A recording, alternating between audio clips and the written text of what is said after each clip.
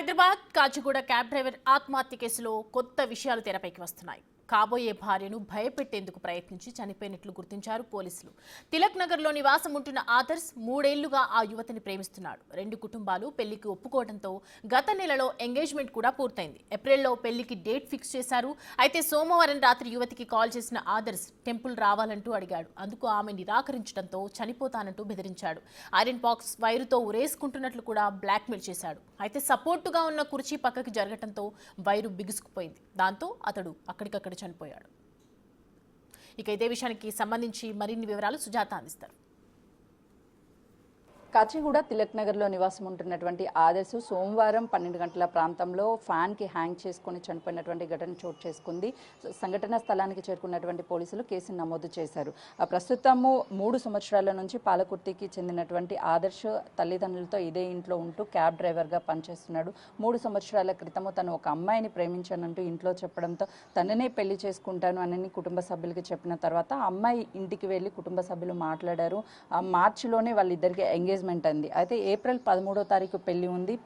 పెళ్లికి పెళ్లి పనుల్లో కుటుంబ సభ్యులంతా ఆదర్శ్ తల్లి తండ్రి ఊర్లో ఎంతో ఘనంగా పెళ్లి చేయాలి, ఆదర్శ్ ఇంటికి చిన్నవాడు, 2 అమ్మాయిలకి పెళ్లి చేశాము, ఆదర్శ్ పెళ్లి ఘనంగా ఊర్లో చేస్తే అందరూ వస్తారు, లవ్ చేసినటువంటి అమ్మాయిని పెళ్లి చేస్తే హ్యాపీగా ఉంటాడు అని తల్లిదండ్రులు భావించి ఇప్పటికే పెళ్లి పనులు చేయడానికి పాలకుర్తి వెళ్లారు. అక్కడ వెడ్డింగ్ కార్డ్స్ అవన్నిటిని కూడా పంచుతూ పెళ్లి కార్యక్రమాలు చేస్తున్నారు. మరోవైపు ఆదర్శ్ ఆ అమ్మాయిని టెంపుల్కి రావాలి అంటూ సోమవారం వీడియో కాల్ మాట్లాడుతున్నప్పుడు అడిగినటువంటి సమయంలో అమ్మాయి తిరస్కరించింది. నేను బయటికి ఎక్కడికి రాను అని చెప్పడంతో తన మనస్తాపానికి గురి అయ్యి అప్పటికే మద్యం మత్తులో ఉన్నటువంటి ఆదర్శ్ నేను చనిపోతాను నువ్వు రాకపోతే అని సరదాగా బెదిరించడానికి ప్రయత్నం చేశాడు. అప్పుడు అక్కడ ఉన్నటువంటి ఐరన్ బాక్స్కి వైర్ని మెడకి చుట్టుకొని నేను చచ్చిపోతున్నాను అని వీడియో కాల్ చెప్పడంతో అమ్మాయి భయపడి వాళ్ళ నాన్నకి నాన్న ఆదర్శ్ చచ్చిపోతా అని చెప్పేసి హ్యాంగ్ చేసుకుంటున్నాడు, వెంటనే వెళ్ళండి అని చెప్పడం. అప్పటికే ఆదర్శ్ ఇక్కడే ఉన్నటువంటి ఈ రూమ్లో ఉన్నటువంటి ఫ్యాన్ ఏదైతే ఉందో ఆ ఫ్యాన్ దగ్గర చైర్ వేసుకొని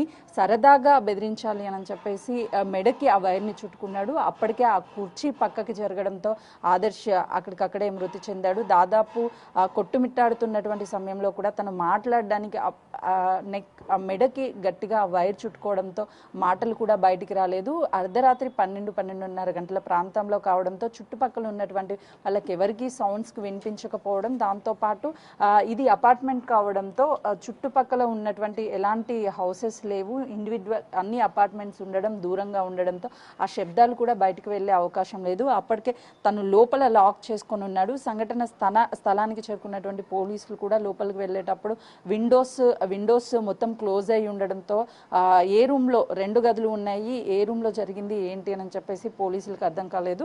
ఇక్కడ మెయిన్ ద్వారం ఏదైతే ఉందో ఈ డోర్కు ఉన్నటువంటి తాళాన్ని లోపల నుంచి బ్రేక్ చేసి లోపల గడియ పెట్టారు కాబట్టి లోపలికి వెళ్ళి అప్పటికే నిర్జీవంగా పడి ఉన్నటువంటి ఆదర్శ్ని ఫ్యాన్కి హ్యాంగ్ చేసుకొని ఉన్నటువంటి ఆదర్శ్ని కిందకి తీసి ఉస్మానియా హాస్పిటల్కి పంపించారు. తల్లిదండ్రులకి ఈ విషయం చెప్పడంతో కన్నీరు మున్నీరయ్యారు. పెళ్ళి ఇంకా 13వ తారీఖు ఉంది, ఇప్పటికే పెళ్లి పనులన్నీ కూడా చేశాము, కానీ ఆదర్శ్ ఇలా చనిపోతాడని అనుకోలేదు. తను సరదాగా అమ్మాయితో టెంపుల్కి రాకపోతే చనిపోతాను అని చెప్పినటువంటి ఆదర్శ్ ఆ చైర్ పక్కకి జరగడం వల్లే తనకి హ్యాంగ్ చేసుకుందాం అన్నటువంటి టైంలో ఆ తాడు మెడకి గట్టిగా బిగుసుకుపోవడంతో అక్కడికక్కడే మృతి చెందాడు.